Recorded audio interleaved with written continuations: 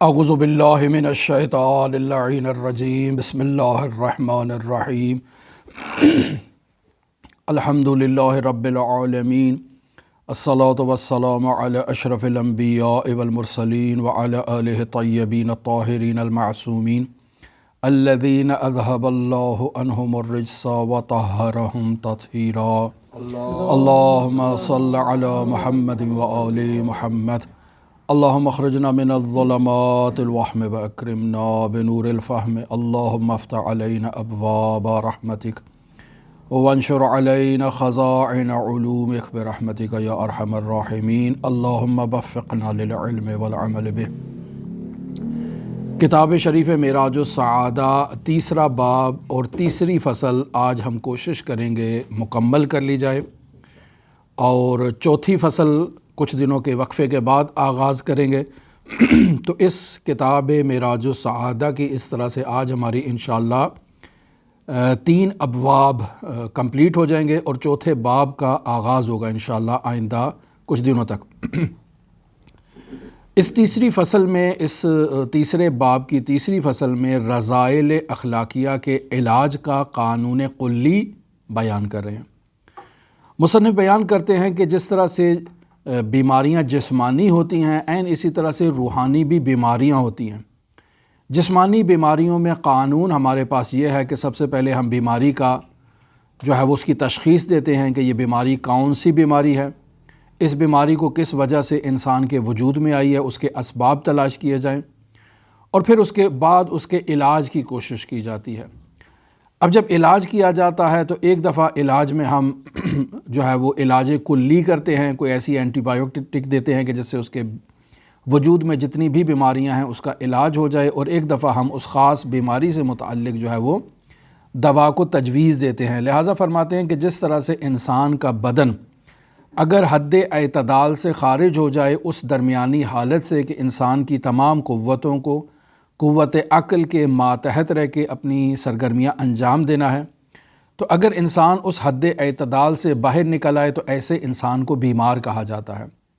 یہ بیمار جسمانی نہیں ہے، یہ بیمار روحانی طور پر بیمار ہے، اخلاقی طور پر بیمار ہے۔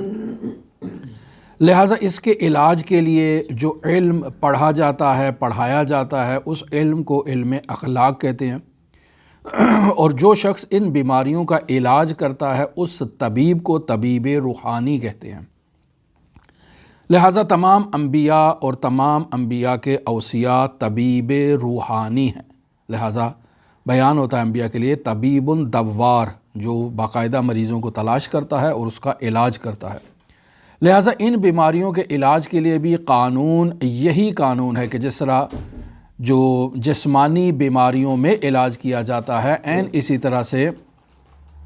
اسی قانون کلی کے مطابق عمل کیا جاتا ہے کہ پہلے اس کو ایسی، یعنی جسمانی بیماریوں میں کیا ہوتا ہے، جسمانی بیماریوں میں ہوتا ہے کہ وہ دوائی دی جاتی ہے جو کڑوی کسیلی ہوتی ہے، اس کے مزاج کے موافق نہیں ہوتی ہے، ایسی ایک دوائی دیتے ہیں تاکہ اس کے بدن میں اس کا جو جتنے بھی جراثیم ہیں وہ جراثیم اس کے بدن سے نکل جائیں۔ اگر کسی کے مزاج میں گرمی ہے تو اسے ایسی خوراک دی جاتی ہے جو اس کے مزاج کی گرمی کو سردی میں تبدیل کرے، اور اگر کسی کے مزاج میں سردی ہے تو اس کو ایسی دوا دی جاتی ہے کہ جو اس کے مزاج کو گرم کرے۔ لہٰذا ابتدا میں اگر دوائی تجویز کی جائے تو معمولی دوا دی جاتی ہے، اگر اس دوا کا اثر نہیں ہوتا تو تھوڑا ہائی ڈوز اس کو دوا دی جاتی ہے۔ پھر جب دوا دی جاتی ہے تو اس میں کڑوے کسیلے شربت دوائیاں اور اس طرح کی چیزیں جو ہے نا وہ اس کو گھوٹ کے پلائی جاتی ہیں یا دی جاتی ہیں، تاکہ بالآخر اس کے وجود سے جسمانی بیماری کا خاتمہ ہو سکے۔ اور اگر یہ دوا فائدہ نہیں دیتی ہے تو پھر دوا کا جو ہے وہ تبدیل کی جاتی ہے، وہ بھی فائدہ نہ دے تو پھر اس کو جو ہے وہ بس اوقات انسان کو داغ لگایا جاتا ہے، یعنی کوئی گرم چیز، کوئی لوہا وغیرہ یا کوئی ایسی چیز گرم کر کے انسان کے زخم پر لگایا جاتا ہے تاکہ اس کا علاج ہو سکے، وہ زخم بند ہو سکے، یا اس طرح سے کوئی چیز ہے۔ اور اگر بہت ہی مسئلہ بن جائے تو انسان کے جسمانی عضو کو بھی کاٹنا پڑ جاتا ہے۔ تو یہ تو تھی تمام باتیں جو کل بیان ہو چکی ہیں۔ آج ہے روحانی بیماریوں کا علاج کا طریقہ بھی عین اسی طرح سے ہے۔ اگر کسی انسان کے وجود میں صفات رذیلہ ہیں تو پہلے قاعدہ کلیہ کی طرف انسان کو اور طبیب کو رجوع کرنا ہے۔ یعنی جب آدمی حد اعتدال سے انحراف کی طرف قدم بڑھاتا ہے، یعنی اس میں بری صفات ایجاد ہوتی ہیں، تو اس کے برعکس اس کو ٹھیک کرنے کا طریقہ یہ ہے کہ اس کو علاج کے طور پر کہا جاتا ہے کہ تم نیک اعمال کو انجام دو تاکہ وہ نیک اعمال ان برے اعمال پر غالب آ جائیں اور اس انداز میں تمہیں جو ہے وہ صحت کاملہ عطا ہو۔ لہٰذا وہ انسان جو صفات رذیلہ میں مبتلا ہے اسے صفات فضیلہ کی تمرین دی جاتی ہے، مشق دی جاتی ہے کہ تم نے کل سے یہ کام کرنا ہے۔ جیسے ہم نے آج بیان کیا کہ درود شریف ہے، صلوات ہے۔ انسان اگر کثرت کے ساتھ صلوات پڑھتا ہے تو یہ باعث بنتا ہے کہ انسان کے وجود میں جو بری عادات ہیں یہ صلوات ان کے اوپر غلبہ اختیار کر لے، غالب آ جائے اور انسان آہستہ آہستہ ان رذائل سے دور ہو جائے۔ عین اسی طرح سے نماز تہجد کردار ادا کرتی ہے کہ اگر انسان نماز تہجد کی باقاعدگی کرتا ہے تو یہ نیک عمل انسان کو رذائل سے بچاتا ہے، اور اگر انسان نماز میں حضور قلب اختیار کرتا ہے تو یہ نماز میں توجہ انسان کو بری عادات سے بچاتی ہے۔ ان الصلاۃ تنہی عن الفحشاء والمنکر، نماز ہر قسم کی برائی سے انسان کو محفوظ رکھتی ہے۔ لہٰذا سب سے پہلے علاج کا طریقہ اور فارمولہ یہی دیا جا رہا ہے کہ اسے کہا جاتا ہے کہ تم اپنی ان رذائل کو ختم کرنے کے لیے فضائل اور نیک اعمال کی طرف رجوع کرو۔ جیسے ہم وہاں ایک انسان کے مزاج میں گرمی ہے تو اسے سرد غذا دیتے ہیں، سرد ہے تو گرم غذا دیتے ہیں۔ یہ دروا کے نیک اعمال کا فارمولہ جو اسے دیا جا رہا ہے یہ عین اسی غذا کا کردار ادا کر رہا ہے ایک مریض کے وجود میں، کہ جیسے اس کو سرد ہے تو سرد میں اس کو حرارت والی غذا دی جائے گی تاکہ وہ بہبود کی طرف آئے۔ تو اسی طرح سے اس انسان میں جو صفات نیک ہیں یہ صفات نیک باعث بنے گی ان رذائل کو برطرف کرنے کا، چونکہ یہ ان کے بالکل اپوزٹ ہیں، بالکل برعکس ہیں۔ وہاں سردی مزاج تھی تو سردی کے برعکس اس کو غذا جو دی جا رہی ہے وہ گرم ہے تاکہ اس کا مزاج اعتدال کی طرف آئے۔ گرمی ہے تو غذا دی جا رہی ہے سرد جو اس کے اپوزٹ ہے۔ تو یہاں ہمارے پاس جو اخلاق بد ہیں ان کی جگہ پر اپوزٹ اخلاق نیک کی طرف اس کو وظیفہ دیا جائے گا، اعمال حسنہ کا وظیفہ دیا جائے گا جو اس کے اپوزٹ ہے، تاکہ وہ آہستہ آہستہ اس پر غلبہ اختیار کرے۔ تو یہ درواقع وہی جیسے وہاں ہم خوراک سے علاج کرتے ہیں یہاں ہم نیک عمل سے علاج کر رہے ہیں۔ پھر کہتے ہیں اگر اس کا فائدہ نہ دیا تو پھر انسان اپنے نفس پر زبان دل سے مذمت کرے، یعنی ایک تنہائی میں ایک کونے میں بیٹھ جائے اور اس صفت خراب اور اس بیماری کے نتیجے میں اپنے نفس کے ساتھ گفتگو کرے کہ تم نے جو ہے نا وہ مجھے کس بدبختی میں ڈال دیا ہے۔ تو کہتے ہیں کہ اپنے نفس کو کہے اے نفس امارہ تو نے خود بھی ہلاکت اٹھائی اور مجھے بھی ہلاک کر دیا ہے،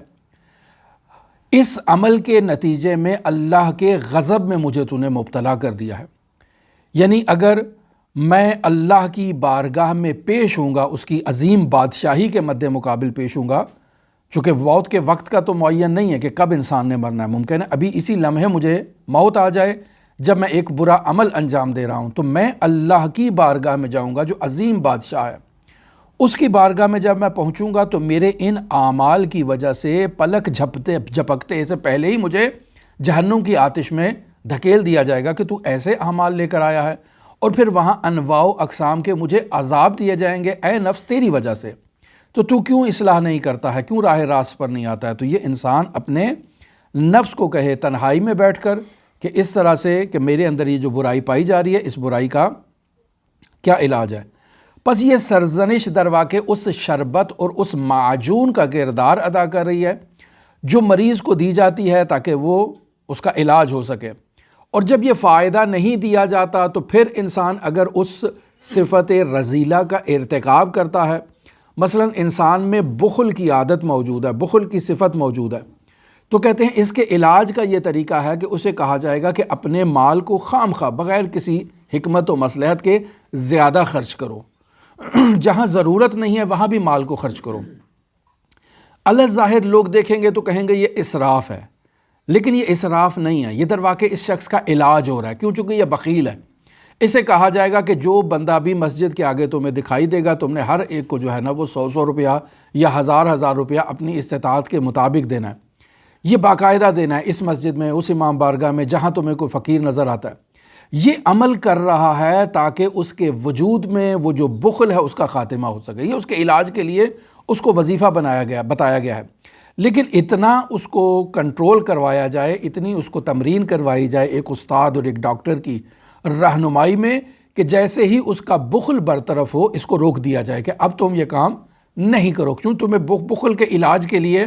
یہ وظیفہ دیا گیا تھا. اب تمہارا بخل برطرف ہو چکا ہے، ہم نہیں چاہتے تم بخل کی حالت سے نکل کر مسرف بن جاؤ، اسراف کار بن جاؤ. ہم اسے اسراف کار نہیں بنانا چاہتے ہیں. لہٰذا یہ اس کے علاج کے لیے ایک موقت فارمولہ اسے دیا گیا تھا. اسی طرح فرماتے ہیں کہ اگر ایک انسان میں جبن اور بزدلی کی صفت موجود ہے تو اسے کہا جائے گا کہ ایسے مقامات پر جاؤ جو مقامات ہولناک ہیں، خوفناک مقامات ہیں، جہاں انسان کو خطرہ ہوتا ہے. ایسے مقامات پر جاؤ تاکہ تمہارے وجود سے یہ جو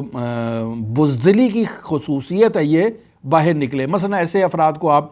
فائر بریگیڈ کے اس میں کام میں لگوا دیں 1 مہینے کے لیے یا 2 مہینے کے لیے، تاکہ وہاں پر جائے سخت مشن کو جب وہ انجام دے گا، البتہ ٹریننگ کے بعد، ایسے نہیں، تو جب اس کو وہ انجام دے گا تو آہستہ آہستہ اس کے وجود میں اس پریکٹس کے نتیجے میں شجاعت آئے گی. تو ایسے افراد کو درواقع فوراً اس وادی میں نہیں ڈالا جاتا ہے، بلکہ اس کو آہستہ آہستہ تیار کیا جاتا ہے تاکہ اس کے وجود سے پہلے ہم نے اسراف کا خاتمہ کیا، اب بزدلی کا خاتمہ کر رہے ہیں تاکہ اس کو شجاع بنایا جائے. پھر فرماتے ہیں یہ جو ہم علاج کا طریقہ بتا رہے ہیں نا، یہ درواقع زہر کا کردار ادا کر رہا ہے. جیسے وہاں ہم انسان کے جسم میں اس کو دوا دیتے تھے، دوا اگر علاج نہیں کرتی تھی تو ہم اس کو وہاں زہر دیتے تھے، یعنی وہ چیز جو اس کی صحت کے لیے نقصان دہ ہے. اب یہ درواقع نقصان دہ ہے، انسان مسرف ہو جائے تو بھی نقصان دہ ہے، اور اگر انسان اس ہولناک وادی میں جائے اور جا کر اس کو کوئی نقصان پہنچتا ہے یا ایسے مقام پر پہنچتا ہے، یہ بھی درواقع ایک خوفناک مقام ہے، انسان کو خطرہ ہو سکتا ہے. لیکن اس کو علاج کے لیے اس دوا کو اور اس کروے گھونٹ کو پینا پڑے گا تاکہ اس کی وہ بخل کی عادت برطرف ہو اور اس کی یہ بزدلی کی عادت جو ہے وہ برطرف ہو. پس درواقع یہ ایک زہر کا کردار ادا کر رہا ہے جو ایک طرف سے ہمیں نقصان بھی پہنچا سکتا ہے، دوسری طرف سے ہمیں فائدہ بھی دے سکتا ہے. پس یہ ایک طبیب حاذق اور ماہر ڈاکٹر کی نگرانی میں اس علاج کو انجام دینا چاہیے. ہر کوئی نیم حکیم جو ہے وہ ایسا کام نہیں کر سکتا. پھر فرماتے ہیں دفع تکبر کے لیے انسان ایسے کام کرتا ہے جو کام عام افراد اپنے شایان شان نہیں سمجھتے ہیں. مثلا انسان جو ہے وہ پیسے والا ہے، بہت ہی امیر ہے، اسے آپ کہتے ہیں کہ پرانے زمانے میں وہ کنویں کے ارد گرد وہ ڈول سے پانی نکالا کرتے تھے، تو کہتے ہیں اس کو مامور کر دیا جائے تم اپنی گاڑی سے اترو اور اپنے ملازموں کو چھوڑو، خود اس ڈول سے کنویں سے پانی نکالو. جب وہ پانی نکالے گا تو بالآخر اس کا وہ تکبر اور غرور جو ہے وہ خود بخود ختم ہو جائے گا. یا اس کو کہا جائے گا کہ مثلا جاؤ مارکیٹ سے خود جا کر سودا سلف لے کر آؤ، کھانے کی چیزیں لے کر آؤ. اب پہلے اس کا ملازم جاتا تھا، اس کے نوکر جاتے تھے، اس کے مثلا عزیز و اقارب جاتے تھے، دوسرے لوگ اس کے لیے یہ کام کرتے تھے، یہ صاحب اپنی کرسی پہ بیٹھا کرتے تھے. لیکن اب اس میں چونکہ تکبر آ چکا ہے تو ڈاکٹر کہے گا نہیں، تم نے خود جانا ہے، پیدل جانا ہے، تاکہ لوگ دیکھیں تم نے ہاتھ میں بالٹی اٹھائی ہوئی ہے یا ٹوکری اٹھائی ہوئی ہے، تم خود جا کر بھاؤ کر رہے ہو، حساب کتاب کر رہے ہو اور سامان کو لے کر گھر آ رہے ہو. تو وہ جو اس کے اندر تکبر ہے وہ اس کا خاتمہ ہوگا. یا مثلا اپنے آپ کو لوگوں کے سامنے کہے میں تو نادان ہوں، مجھے تو کسی چیز کا علم ہی نہیں ہے. وہ افراد جو خود کو بہت بڑا عالم، فاضل، فقیہ اور پتہ نہیں کیا کچھ سمجھتا ہے، وہ لوگوں کے ساتھ جب اپنے وجود میں جو ہے وہ عاجزی کا اظہار کرے گا تو یقینی بات ہے کہ اس کے وجود میں جو عجب اور غرور کی رذیلت موجود ہے یہ اس کا علاج ہوگا کہ وہ لوگوں کے سامنے اپنی جہالت کا اعتراف کر رہا ہے. یا ہم دیکھتے ہیں کہ بزرگان تواضع میں لوگوں کے جوتے سیدھے کیا کرتے ہیں. مثلا آپ دیکھیں مسجد میں جب ہم جاتے ہیں تو لوگ جلدی سے اندر جاتے ہیں اور جوتے چھوڑ کے چلے جاتے ہیں، لیکن اگر وہ واپس آئیں اور ان کے جوتے بالکل مرتب ہوں تاکہ ان کو پہننے میں آسانی نہ ہو تو وہ دیکھیں کہ وہ کس نے کی ہے جی، یہ وہ فلاں جو ہے وہ میجر صاحب نے، جنرل صاحب نے، کرنل صاحب نے کی ہیں، فلاں بینک کے جو ہے وہ سربراہ اس نے یہ کی ہیں. تو درواقع اس انداز میں اس کے وجود میں جو وہ غرور و تکبر ہے اس کا خاتمہ ہوگا. تو اسی طرح ہم دیکھتے ہیں کہ ہمارے تقریباً شیعہ علماء فقہا کی جو قدیم میں تھے ان کی یہ روش ہوا کرتی تھی کہ وہ جوتے سیدھے کیا کرتے تھے اس تواضع میں. مرحوم قاضی ان کی عادت تھی جوتے سیدھے کیا کرتے تھے، یعنی مجلس عزائے سید الشہداء میں 2 کام تھے جو مرحوم قاضی کے تھے اور وہ کسی کو اجازت نہیں دیتے تھے، چونکہ ہر جمعرات کو ان کے گھر میں مجلس ہوتی تھی.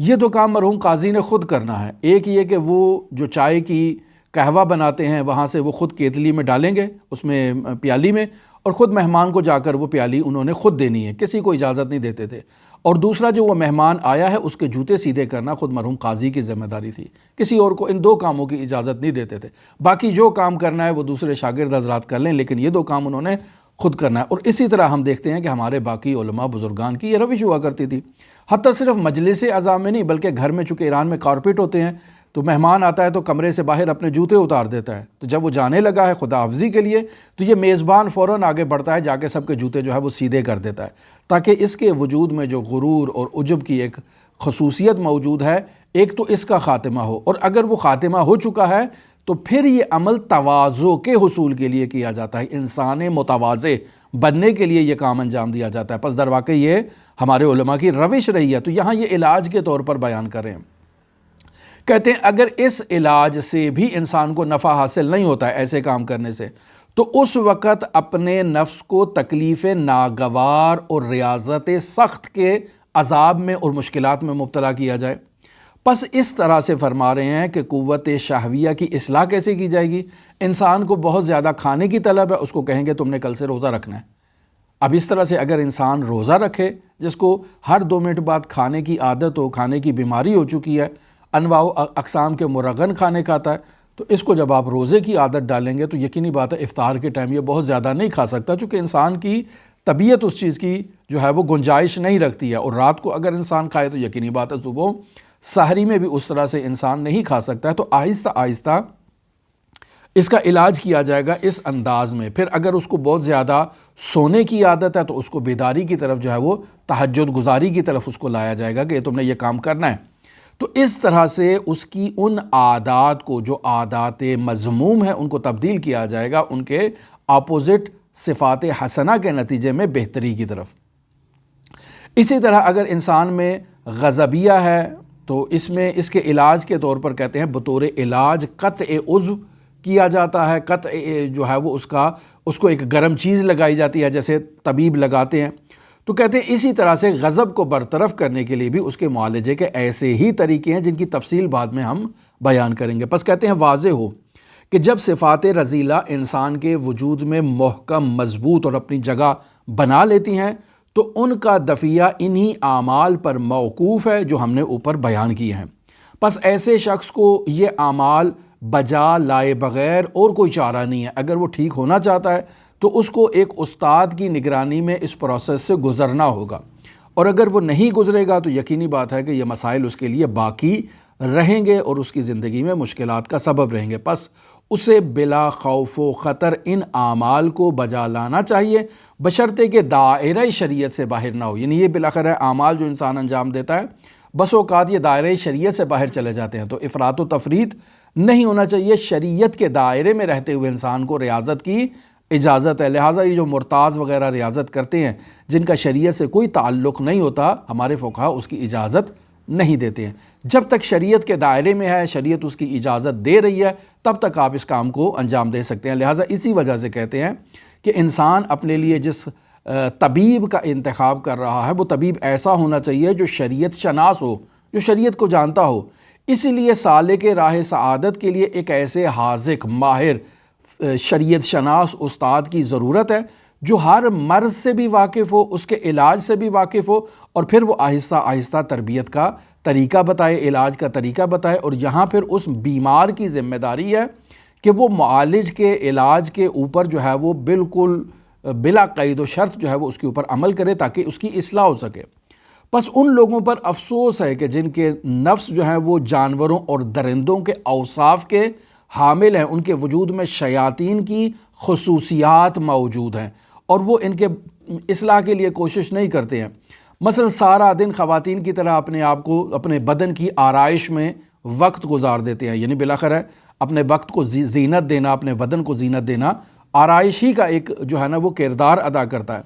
یا مثلا چارپائیوں کی طرح سارا دن حیوانات کی طرح کھانے پینے جگالی کرنے میں اپنا وقت جو ہے وہ ضائع کر دیتے ہیں۔ تو ان کی تکالیف اور ان کی جو یہ مسائل ہیں ان سے عام مسلمانوں کو تکلیف ہوتی ہے۔ وہ دیکھتے ہیں کہ یہ مسلمان ہے، سارا دن کھانے پینے میں اپنا وقت گزار دیتا ہے، سارا دن اپنے بناؤ سنگھار میں اپنا وقت گزار دیتا ہے، یہ کیا اس میں یہ خبائث موجود ہیں، یہ بری عادات موجود ہیں جن کی اصلاح کے لیے وہ تغودو نہیں کر رہا ہے۔ مثلا حرام ہے یا حلال ہے اس کے لیے فرق نہیں کرتا ہے، جو چیز آئے وہ ہڑپ کر جاتا ہے اور کھا جاتا ہے، لہٰذا اس کے جو نتائج ہیں اس سے خوف زدہ ہوتے ہیں باقی مسلمان۔ لہٰذا ایسے لوگوں کو اپنے نفس کے علاج کے لیے ایک معالج کی طرف رجوع کرنا ہے اور اپنے وجود کی ان اعمال میں ملامت کرنا ہے، مذمت کرنا ہے کہ یہ اعمال حسنہ نہیں ہے، بلکہ یہ درواقع ایسے فرد کے اعمال ہیں کہ جو درواقع ابلہ ہے، جو درواقع بے وقوف ہے، جو درواقع نادان ہے۔ وہ ایک نادانی میں مبتلا ہے، لیکن اس نادانی کے جو بیماری ہے اس کے علاج کے لیے وہ جد و جہد نہیں کر رہا۔ بس اوقات وہ اس سے بھی نادان ہوتا ہے کہ وہ نادان ہے، یعنی جہل مرکب کا شکار ہے، اور اگر وہ جان لیتا ہے کہ اس میں ایک خصلت بد موجود ہے تو اس کے علاج کے لیے کوشش نہیں کرتا ہے۔ تو یہاں مرحوم ملا احمد نراقی کہہ رہے ہیں کہ یہ جو میں نے خلاصہ مطالب آپ کی خدمت میں بیان کیے ہیں یہ ابھی خلاصہ ہیں، ان میں سے ہر ایک باب کی اور ہر ایک مطلب کی میں آگے تفصیل آپ کی خدمت میں آئندہ کتاب کے ابواب میں تفصیل سے بیان کروں گا، لہٰذا آپ اس کی طرف جو ہے نا وہ رجوع کیجیے گا۔ لہٰذا یہاں یہ باب ختم ہو گیا۔ دعا گو ہیں خالق متعال کی بارگاہ میں کہ ہمیں معارف اہل بیت علیہ الصلاۃ والسلام سے روشناس کرائے۔ دعا گو ہیں خالق متعال کی بارگاہ میں